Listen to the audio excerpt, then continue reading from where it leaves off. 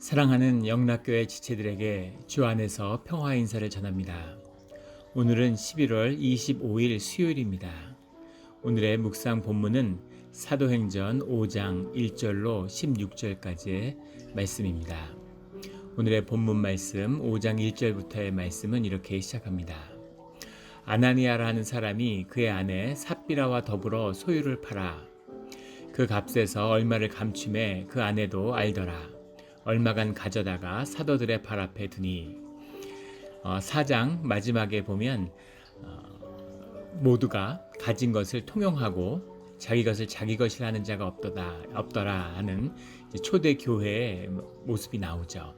그 중에 가난한 사람이 없으니 교회 가운데 성령의 공동체가 이루어져서 하나님의 통치가 임하는 하나님의 나라가 임함으로 그 가운데 가난한 사람이 없고 모든 것을 나누어 쓰는 아름다운 공동체의 역사가 나타나고 있습니다. 그 가운데 이제 바나바라고 하는 중요한 초기 전도 사역을 감당했던 바나바의 이야기가 나오죠. 그가 자신의 밭을 팔아서 그 값을 사도들 발 앞에 두었다. 헌금을 했다는 거죠. 그것을 공동체가 같이 나눌 수 있도록 그렇게 내놓았다고 하는 것입니다. 그런데 그 가운데 아나니아와 삽비라가 역시 자신의 소유를 팔아서 그것을 사도들의 발 앞에 놓는데 그 중에 얼마를 감추었다는 거죠. 그것을 가져다가 이제 일부만을 내놓았다는 겁니다. 아나니아와 삽비라의 이야기는 이제 처음에 헌금과 관련돼서 이제 많이 나누는 말씀이죠. 많이 들어보셨을 겁니다. 그리고 교회 처음 나오는 분들은 이 아나니아의 삽비라의 이야기가 굉장한 이제 걸림돌이 되기도 하죠. 왜냐하면 이 이야기의 초점이 돈에 맞춰지기 때문입니다. 이야기가 마음에 걸린다고 하면 아직은 하나님께 속한 자가 아니라는 뜻이죠. 왜냐하면 헌금 때문에 헌금을 다 내지 않았다고 헌금을 속였다고 사람의 목숨을 거두어갈 수가 있나? 이렇게까지 중한 형벌을 받나? 이렇게 이야기가 다가오기 때문이죠. 또 이것으로 마치 헌금을 이제 위협하는, 특히 이단 같은 데서 그런 걸 많이 하죠. 이단 교회 같은 데서는 이것을 이제 굉장히 안 좋은 식으로 이렇게 나쁜 의미로 사용을 합니다. 그 의미는 이를테면 교회에서는 자기의 사유재산을 인정하지 않고 모든 것을 다 바쳐야 되는데 그렇지 하지 않았기 때문에 벌을 받은 것이다. 이렇게 이제 속이는 것입니다. 4절에 보면 뜻이 분명히 나와요. 땅이 그대로 있을 때에는 내 땅이 아니며 판 후에도 내 마음대로 할 수가 없더냐. 이렇게 베드로가 묻고 있죠. 네 땅이라는 거죠. 그리고 팔아도 네 돈이라는 거죠. 그래서 네 마음대로 할 수 없더냐. 네 마음대로 할 수 있다는 겁니다. 그리고 사유재산을 인정하지 않았다. 이런 거 다 거짓말이에요. 자기 것을 가지고 있고 자원하는 심령으로 나누는 겁니다. 내 것을 내 것을 하지 않고 주님의 것이라고 여기기 때문에 그것을 나누었으면 주님의 뜻으로 나누어 주십시오라고 교회에다가 내어놓는 것이죠. 그런데 3절에 보면 베드로가 이르되 아나니아여 어찌하여 사단이 내 마음에 가득하여 내가 성령을 속이고 땅값 얼마를 감추었느냐 이렇게 이야기하죠. 이 범죄의 행위는 단순히 돈의 일부를 감춘 것에 있는 것이 아니라는 데 있는 거죠. 첫 번째는 이들이 교회와 공동체를 모욕했다는 것입니다. 이 교회라고 하는 것은 하나님의 몸된 교회죠. 하나님의 지체인데 그런데 하나님을 모욕한 것이라는 겁니다. 하나님을 모욕했다는 것이 얼마나 큰 죄인가. 하나님을 모욕을 당하시는 분이 아니죠. 세상에 어떤 모욕들, 많은 모욕들이 있지만 주님을 모욕해서는 안 되죠. 또 이 죄가 교회를 모욕했다는 것 때문에 그 죄의 깊이라는 것이 훨씬 더 크다는 겁니다. 예전에 지금도 뭐 법상으로는 그렇다고 그래요. 60년대에 한 사건이 이제 큰 화제가 된 적이 있었는데 미국 사회에 큰 충격을 준 사건이었는데 한 청년이 빵을 훔쳤는데 빵가게에서 빵을 훔쳤습니다. 뭐 배가 고프니까 빵을 훔쳐서 먹을 수 있었겠죠. 그런데 그것이 일반 빵집이었으면 뭐 큰 죄가 되지 않죠. 사실은 주인한테 한번 혼날 일이고 그냥 사실은 법으로 문제될 일도 아닐 거고, 미국 같은 데서 무슨 가게들 해보셨으니까 스몰 비즈니스 하면 미국에 좀도둑이 얼마나 많습니까? 그런 거 가져간다고 훔쳐갔다고 뭐 큰 죄가 되지 않죠. 오히려 그게 문제죠, 미국에서는. 근데 문제는 뭐였냐면 이 빵 가게가 들어있는 건물 안에 우체국이 들어있었던 거예요. 그런데 이제 우체국, 지금도 법상으로 그렇다고 그래요. 연방 건물에 침입하는 건 굉장히 중죄랍니다. 그래서 이 쇼핑센터 같은데 연방 건물이 들어와 입주해 있으면은 이제 굉장히 좋아한다고 그래요. 다른 가게들도. 왜냐하면 도둑이나 강도가 들지 않기 때문이라고 합니다. 왜냐하면 그것이 이제 같은 강도라도 연방 건물에 침입을 하면 굉장히 중죄가 되기 때문에. 빵을 훔친 청년이 빵을 훔쳤을 뿐인데 빵가게 안에, 그 건물 안에 우체국이 있었고 그것이 연방 건물이기 때문에 7년형을 받았다는 거예요. 그래서 어떻게 빵 하나 훔쳐 먹었는데 7년형을 살 수가 있느냐, 이렇게 되는 거죠. 법은 법이니까 7년형을 살게 된 거죠. 이 법이 문제가 많다 이래갖고 이제 많은 논란이 됐는데, 지금은 법이 그렇게까지 엄하지는 않지만 그래도 여전히 연방 건물에 침입하는 것은 이제 중죄라는 거죠. 그것이 이제 법의 의미라는 겁니다. 연방 건물에 들어가서 똑같은 행위인데 연방 건물에서 행해졌기 때문에 중범죄가 되는 거죠. 하물며 하나님의 성전에서 이루어진, 또 하나님의 성전을 모욕하는 죄의 그 크기라는 것은 어떻겠습니까? 이것이 단순히 돈을 일부를 감췄다 감추지 않았다의 문제가 아니라 그 죄의 대상이, 그 죄가 향하고 있는 것이 하나님을 향하고 있는 것이다 하는 것이 문제가 되는 것이죠. 그리고 두 번째는 이것이 성령을 속였다는 것입니다. 성령을 거슬렀는데 이 공동체 안에는 하나님의 성령이 임해서 성령이 함께하고 있다는 거죠. 성령의 붙들림을 받고 성령의 주장이 직접적으로 나타나고 있는 것이라는 거예요. 그래서 이 아나니아와 또 삽비라도 분명히 이 성령의 감동과 성령의 영향하에 있었다는 겁니다. 앞에 나온 공동체의 역사, 오순절의 역사를 다 아나니아와 삽비라도 경험하고 성령 가운데 거기에 속해 있었다고 하는 것이죠. 그런데 성령이라고 하는 것에 붙들림을 받고 있는데 성령이 임했다고 해서 성령이 강력하니까 하나님의 영이니까 그것이 강력해서 나를 압도하고 내 인격을 압도하는 것처럼 생각하지만 그것은 내 인격이 거기에 반응하는 것이지 그런 어떤 무슨 폴스의 의미가 아니라는 겁니다. 폴스 된 게 아니라는 거예요. 그런 의미에서 본다면 성령처럼 연약하고 약한 것이 없죠. 우리의 인격이 거부하면 그러면 사라집니다. 내가 하지 않는 일을 성령이 우리에게 절대 강요하지 않아요. 내가 교회 가고 싶지 않아 이러는데 성령이 가라면 가, 이런 일은 절대 없다는 겁니다. 그러면 성령의 말씀이 연기처럼 거짓말처럼 사라져 버리죠. 그래서 우리가 성령을 존중하고 하나님의 영으로 하나님의 자리에서 경배할 때 성령의 영향과 감동이 우리를 압도하게 되는 것이죠. 이건 인격의 교제지 절대 강요가 아니라는 것입니다. 그래서 성령의 영향이 있는데 그것을 거부하는데, 문제는 성령을 거부하는 죄는 용서받을 수 없다는 거죠.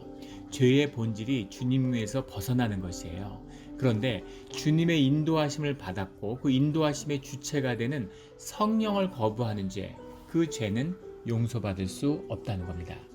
용서받을 수 없다고 하는 것이 죄의 크기를 이야기하는 것이기도 하지만 동시에 죄의 방향을 이야기하는 거죠. 그 죄를, 우리가 죄성을 가진 육신에 속해 있기 때문에 이 육신을 잊고 살기 때문에 죄의 유혹 가운데 항상 있고 또 우리가 죄를 짓니다. 그런데 우리가 죄를 짓는다고 해서 주님이 너 또 죄 졌구나 이러지 않으신다는 거죠. 우리가 죄를 짓는다는 걸 알고 계세요. 우리의 존재가 거짓 가운데 속해 있다는 걸 알고 계십니다. 하지만 그것과 그것을 용서해 줄 수 있는 주체를 거부하는 건 완전히 다른 얘기라는 거죠. 그래서 우리의 모든 죄를 용서해 주실 수 있는 성령을 거부하는 죄, 그 죄는 결코 용서받을 수 없다는 것입니다. 그것이 아나니아와 삽비라의 문제죠. 세 번째는 아나니아와 삽비라가 주님이 주신 그 영 가운데 우리의 속사람이 되어 주장하시는 성령, 나의 속사람을 거부했을 뿐 아니라 그 자원하는 영, 자원하는 심령으로 주님을 거부했다는 거예요. 이게 왜 중요하냐면 예, 주님을 속였는데 베드로도 주님을 속였죠. 지금 이 말씀을 선포하는 베드로도 모든 사람이 주님을 버릴지라도 저는 버리지 않습니다. 주님을 위해 목숨을 걸겠습니다. 했는데 주님을 3번 부인했죠. 주님을 속인 겁니다. 그런데 왜 베드로는 용서받았을까요? 죄의 성격이 다르기 때문이에요. 잘 들어보십시오. 베드로는 거짓의 존재였어요. 우리 모두가 그렇죠. 자신의 에고를 가지고 내 마음으로, 내 의지로는 확신이 있는 겁니다. 나는 정말 주님을 위해서 죽고 싶어. 주님을 위해서 죽을 수 있어. 이런 확신이 있는 거죠. 그리고 나는 주님을 위해 죽겠습니다. 모든 사람이 주님을 버려도 저는 주님을 위해 죽겠습니다. 이렇게 고백하는 것이 베드로의 진심이죠. 그런데 그것은 거짓이었습니다. 존재의 거짓이죠. 본인은 나는 정말 그런 줄 알았는데 내 생각엔 정말 그럴 것 같았는데 그 순간이 올 때는 이제 그렇게 못하는 거죠. 동물원에 갈 때마다 요즘은 뭐 이제 못 가본 지가 정말 오래됐는데 10년도 넘은 것 같아요. 애들이 어릴 때는 이제 애들 데리고 동물원에 가끔 가죠. 동물원에 가는데 기억에 남는 게 샌프란시스코 동물원에 갔는데 이제 초대교회 그 교인들이 핍박을 받아서 순교할 때 사자밥이 됐죠. 원형극장에서. 그런데 정말 그렇게 할 수 있을까? 주님을 위해서 죽고 싶은 마음이 있죠. 죽을 수 있을 것 같죠. 그런데 동물원에 갔는데 그 샌프란시스코 동물원에 큰 유리 상자 같은 유리벽으로 돼 있어요. 그 사자들이 들어서 쉬는 우리 안에 그 벽이 유리로 돼 있어서 거기서 밥 먹고 쉬는 것을 그 반대편 우리 안에서 밖에 야외가 아니라 실내에서 볼 수 있게 돼 있습니다. 가본 분들 계실 거예요. 가서 보는데 바로 발 앞에서 이 사자를 볼 수 있습니다. 사자하고 얼굴을 거의 마주대할 수 있는 곳이죠. 근데 그 사자를 보는데 사자가 거기서 뼈를 으깨서 이렇게 먹고 있는데 막 입에 피가 이렇게 막 흥건한 사자가 밥을 먹고 있는 그 모습을 그 앞에서 보는데 진짜 오금이 저리더라고요. 근데 진짜 사자가 그런 경기장 앞에서 그렇게 앞에서 배고픈 사자가 내 팔을 물어뜯고 있다. 거기서 신앙의 순결을 지킬 수 있을까? 정말 지키고 싶지만 내 팔을 막 물고 돌아다니는 사자, 거기서 뭐 고통 속에서 있는 나, 그 앞에서 정말 내가 그 신앙을 붙들 수 있을까? 이제 이런 걸 묵상해 봤습니다. 내가 할 수 있을까요? 우리가 할 수 있을까요? 할 수도 있지만 못할 수도 있겠죠. 주님의 영의 붙들림을 받고 주님이 하시면 할 수 있겠죠. 그런데 주님의 영이 그걸 주장해 주시지 않으면 우리의 육신의 나는 절대 못합니다. 그걸 어떻게 하겠어요? 진짜 하고 싶은 마음이 있죠. 그 마음이 나에게 진실이지만 내 존재의 거짓인 겁니다. 구원의 확신을 갖고 있지만 그게 내 구원을 이루지 못해요. 구원은 주님만 이루실 수 있는 겁니다. 그래서 베드로가 주님을 속였지만 그것은 자기가 확신에 차고 자기 마음의 최선이었던 거죠. 그것이 자기 존재를 부인하는 겁니다. 그게 인간이라는 존재가 가진 그런 숙명이고 죄성의 육신이 가진 그런 존재의 필연이에요. 거짓일 수밖에 없는 거죠. 인간이 아무리 선한 뜻으로 선한 마음으로 선하게 살고 싶어도 결국은 악으로 귀결될 수밖에 없는 것. 이것이 인간의 존재의 문제라는 거죠. 주님이 그것을 문제 삼으시지 않는 거예요. 베드로가 최선으로 주님과 함께 죽고 싶은 마음이 있었다는 것을 주님이 아시죠. 그것이 거짓이었지만 그 마음은 마음대로 받아주시는 거죠. 그래서 완전히 무너져 있는 베드로에게 찾아와서 네가 나를 사랑했느냐? 네가 나를 좋아하느냐? 이렇게 물어보시는 겁니다. 거기에 대답하지 못하는 베드로에게 내 양을 치라 이렇게 말씀하시죠. 그 죄를 다 용서하시고 문제 삼으시지 않는 겁니다. 왜냐하면 베드로의 마음을 아시기 때문이죠. 그래서 너는 내 양을 나와 함께 칠 수 있다라고 초청해 주시는 겁니다. 그런데 아나니아와 삽비라가 속인 건 베드로와 속인 건 전혀 다른 문제입니다. 아나니아와 삽비라는 자원하는 심령으로 성령과 교회를 속였어요. 이것은 돌이킬 수 없는 것이죠. 성령의 감동을 받고 성령의 공동체 가운데서 그 악의 문제를 분별할 수 있는데, 그런데 그 자원하는 심령으로 예배 가운데 주님이 초청하셔서 그 영으로 하나 되고 진신령과 진종으로 신령을 허락하시고 자원하는 심령을 주셨는데 그 자원하는 심령으로 예배 자리에 나와서 주님과 교회를 속였다는 겁니다. 그래서 이것은 용서받을 수 없는 죄죠. 그렇다면 아나니아와 삽비라는 왜 속였을까 하는 거죠. 4절에 나오는 땅이 내 땅이 아니며 판회도 내 마음대로 할 수가 없더냐, 네게 아니냐, 왜 너희 건데, 왜 사람에게 거짓말한 것이 아니라 하나님께 거짓말을 했다, 왜 너는 이런 하나님께 거짓말을 했느냐 하는 거죠. 왜 하나님과 교회를 속였을까요? 하나는 개인적인 이유가 있겠죠. 여전히 성령의 충만함과 성령의 감동을 받았지만 그 안에 에고의 문제가 정리되지 않았다는 겁니다. 십자가의 문제를 십자가를 넘어서지 못했다는 것을 말해주는 거죠. 에고의 문제가 다뤄지지 않았기 때문에 에고의 문제가 다뤄졌다는 게 이제 에고가 없다는 얘기가 아니죠. 사람은 에고를 없앨 수 없습니다. 그런데 내 속사람이 에고를 다룰 수 있어야 돼요. 내 에고의 거짓이 적어도 십자가에 못 박힘으로, 계속해서 못 박힘으로 이 나의 속사람이 그것을 다룰 수 있는 상태가 되어 있어야 되는 겁니다. 그런데 하나님 앞에 서서 에고가 하나님을 이기는 거죠. 에고는 거짓이기 때문에 에고는 그 무엇도 할 수 있습니다. 우주도 다스리고 생각으로 뭘 못하겠어요. 하나님도 가뿐히 거절할 수 있는 것이죠. 에고의 문제가 다뤄지지 않았는데 그 에고가 무엇을 본 거냐면 바나바가 나와서 그 재물을 갖다 놓고 사람들에게 나눔으로 그가 인정받고 존경받는 것, 또 사도들이 그 안에서 권위를 가지는 것, 이런 것을 부러워하고 그렇게 되고 싶었겠죠. 사도들에게 인정을 받고 싶었을 겁니다. 사도들의 발 앞에, 거짓인데 왜 사도들의 발 앞에 갖다 놨을까요? 사도들에게 인정을 받고 싶었겠죠. 그리고 공동체에서 인정받는 사람이 되고 싶었겠죠. 또 사람들에게 높임받는 사람이 되고 싶었겠죠. 당연히 쉽지 않은 일인데 그것을 나누는 사람들이 와, 저럴 수가 있구나, 아, 참 훌륭하구나, 아마 이렇게 존경을 받았겠죠. 그러니까 그런 존경받는 마음이 그 안에 있었을 겁니다. 그래서 그런 것을 이제 받고 싶은 그런 욕심이 이런 거짓을 행하게 만들었겠죠. 그런데 여기서 더 중요한 것은 그런 거짓된 마음이 우리 안에 들 수 있어요.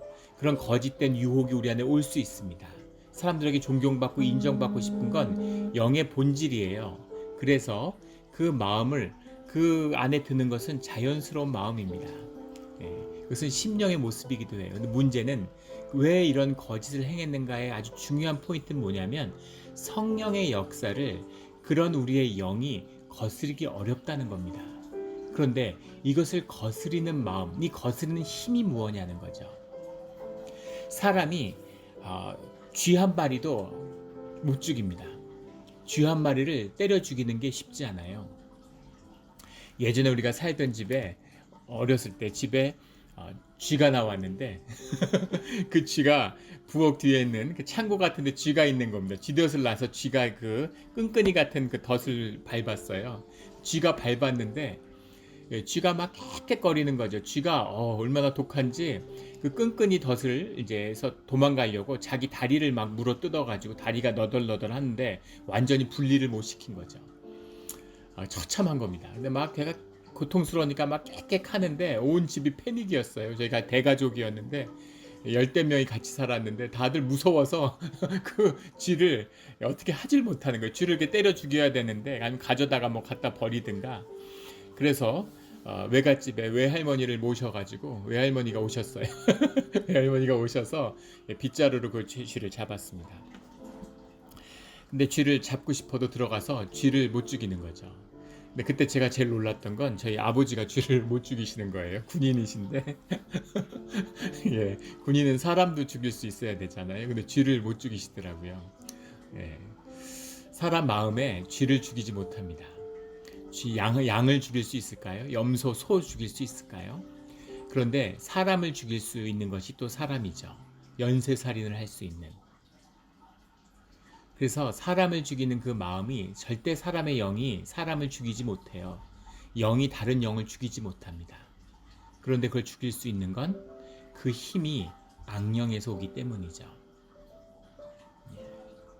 예전에 우리 교회에 청년이 있었는데 그 청년이 이제 군대에 가기 전에 휴학을 했는데 이제 몇 달 영장이 안 나오니까 쉬고 있는 거죠. 그러니까 이제 돈을 벌려고 하는데 짧은 시간에 돈을 많이 벌려고 이 친구가 그 소를 도축하는 데서 소를 죽이는 도축하는 그런 아르바이트를 했다고 그래요. 소를 죽이는데 이 쇠 망치 같은 걸로 이렇게 소의 이 이마를 정수리를 딱 때려가지고 죽인답니다. 보지 못했는데 근데 그거를 이렇게 딱 내리치면 그 소가 맞고 그냥 그 죽어버린대요. 그런데 이 청년이 그 아르바이트에서 돈을 많이 벌었는데 왜 돈을 많이 주겠습니까? 사람들이 안 하려고 그러기 때문이죠. 근데 이 청년이 그 뒤로 제가 그 얘기를 들었던 시점은 여러 해, 한 5년 이상 지났을 때인데 그 후유증에 시달려갖고 심리 치료를 받고 심리 상담을 받고 굉장히 괴롭다는 거예요. 그게 마음에 큰 내상이 되고 트라우마가 된 거죠. 그 소의 눈이 자꾸 떠오르고 자꾸 꿈을 꾸고 너무 마음이 괴로워가지고 그 죽어가는 소의 모습 때문에 그것 때문에 너무너무 오랜 시간 고통을 받고 있다는 거. 마음을 지키지 못한 거죠. 이게 인간의 마음이에요. 사실은 이제 그런 일을 예전에도 소를 잡고 이런 걸 천직으로 여겼죠. 아무나 할 수 있는 일이 아니기 때문입니다. 이 소를 유대 전통에서는 제사장들이 잡는 거죠. 하나님의 이름으로 그 영이 덮어져서 보호가 돼야 되는 겁니다. 그걸 천직으로 몰아서 소를 죽이는 사람들을 하는 것보다는 제사장들이 소를 잡는 것이 훨씬 그걸 잡은 것을 사람들이 나누죠. 그러니까 은혜 가운데 이제 이루어지는 일이죠. 훨씬 더 선한 하나님 안에서 그런 일을 감당하는 모습입니다. 그런데 그 악한 영이 있어야 사람을 죽일 수 있는 것처럼 악한 영이라는 것이 분명히 있다는 거죠. 그런데 교회와 하나님을 대적하고 속이는 일을 사람이 할 수 있겠습니까? 쥐도 못 잡는데 사람이 절대 그런 일을 할 수 없어요. 그렇게 하나님을 대적하는 일을 사람의 영이 절대 하지 못합니다. 그런데 그런 일이 일어나는 거죠. 그런 일을 할 수 있는 것은 하나님을 대적하는 악령의 역사가 있기 때문입니다. 악한 영에 붙들려서 교회와 공동체를 흐트리고 성전 꼭대기에 앉아서 교회를 시험하려고 드는 악령의 역사가 있기 때문에 이 일들이 일어나는 겁니다. 그래서 아나니아와 삽비라의 이 행위는 어찌 보면 작은 행위 같지만 악령을 교회 안에 끌고 들어와서 공동체를 훼손하고 파괴하고 교회를 무너뜨리려고 하는 그런 악한 영의 역사에 쓰임받고 붙들렸다라는 사실을 보여주고 있는 것이죠. 그래서 여기에 대한 징벌과 책망은 당연한 것입니다. 그리고 그 대가로 주님이 생명을 취하게 되는 것이죠. 생명을 취하지 않았어도 이미 그 영은 죽은 것이에요.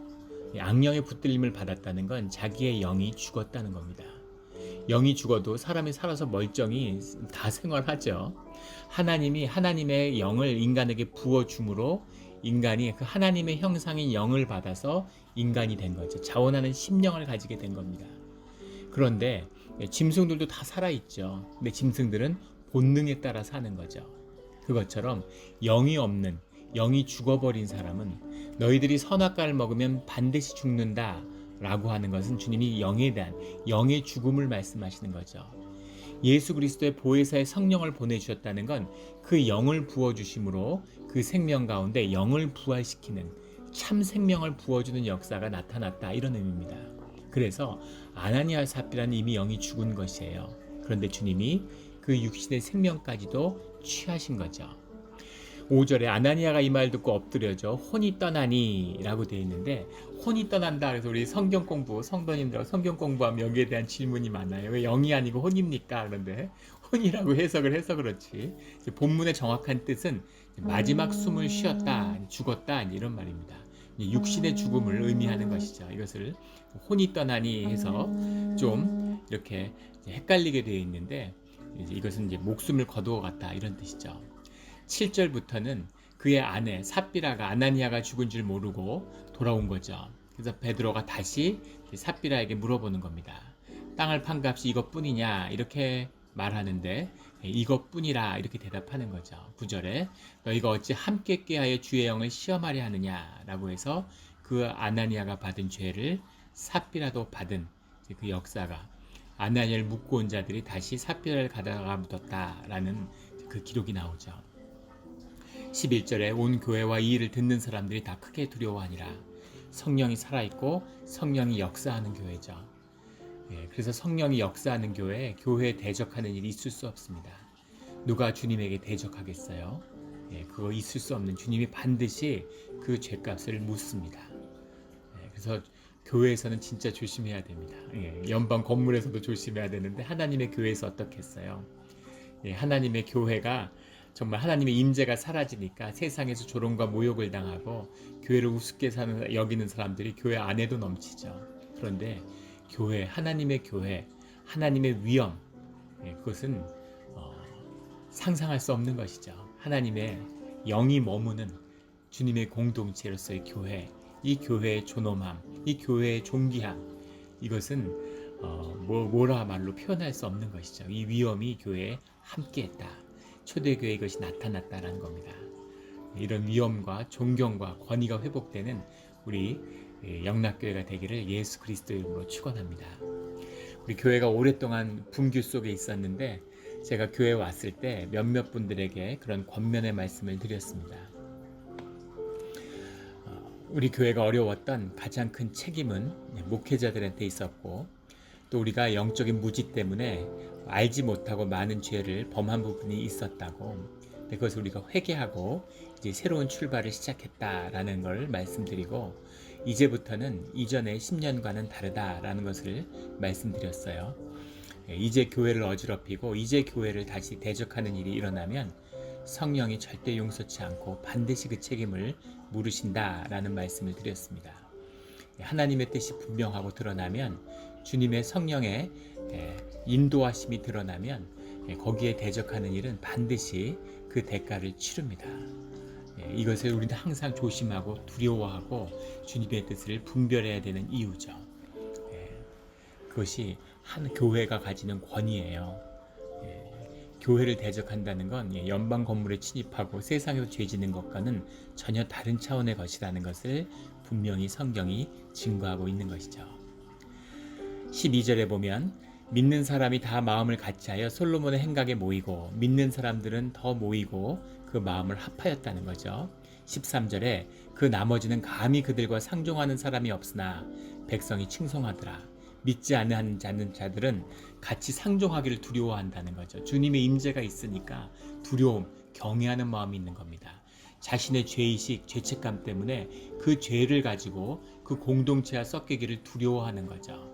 이런 마음이 있어야 되는 거죠. 하지만 그 백성들이 그 교회와 공동체를 칭송하더라는 겁니다. 로마의 역사 기록에 보면 교회를 핍박하는데 교회를 칭송하는 기록들이 남아 있어요. 핍박은 하지만 정말 존경스러운 거죠. 이들은 뭘까? 이들은 어떻게 이렇게 살 수 있을까? 그래서 교회가 그렇게 돼야 되는 거죠. 세상에 무슨 선한 일을 행하고 무슨 봉사를 하는 것, 이것은 신앙의 열매입니다. 목적이 아니라 열매예요. 성령이 차오르면 당연히 나누게 되는 일입니다. 그래서 교회 안에 성령이 차오르고 성령의 공동체를 이루어내는 것, 그 회복을 이루어내고 믿는 자들이 순결한 그런 믿음의 연합을 이루어내는 것, 이것이 교회 가운데 먼저 이루어져야 할 일입니다. 그럼 나눔과 코이노니아와 성교는 저절로 되는 것이죠. 이런 역사들이 우리 가운데 이루어지기를. 15절에 심지어 병든 사람을 메고 거리에 나가 침대와 요위에 누이고 베드로가 지날 때 혹 그의 그림자라도 누구에게 덮일까 바라고. 안수가 아니라 말씀이 아니라 옷깃이 아니라 그림자만, 예수님이 계실 때도 이런 일은 나타나지 않았죠. 그림자만 스쳐도 나을 것이라는 사람들이 기대를 가졌다는 겁니다. 성령의 공동체, 예수 그리스도가 성령으로 함께 하시며 사람들이 공동체를 이루었을 때 그 영의 역사와 영의 그 존귀함이 어떻게 드러나는가 하는 것을 보여주고 있는 것이죠. 16절에 예루살렘 부근의 수많은 사람들도 모여 병든 사람과 더러운 귀신에게 괴로움을 받는 사람을 데리고 와서 다 나음을 얻으니라. 영이 연합하니까 그 영의 상한 것을 치유받고 회복되는 역사가 일어나더라는 거죠. 이것이 생명의 본질입니다. 초월이죠. 이것이 교회의 본질이에요. 이 역사가 일어나야 되는 겁니다. 이것이 회복돼야 되는 것이죠. 이 역사를 함께 이루어가는 이 초대교회 역사를 살아서 한번 다시 보는 우리 오늘 이 시대에 우리 몬트레이 영락교회가 되기를 예수 그리스도 이름으로 축원합니다. 아멘.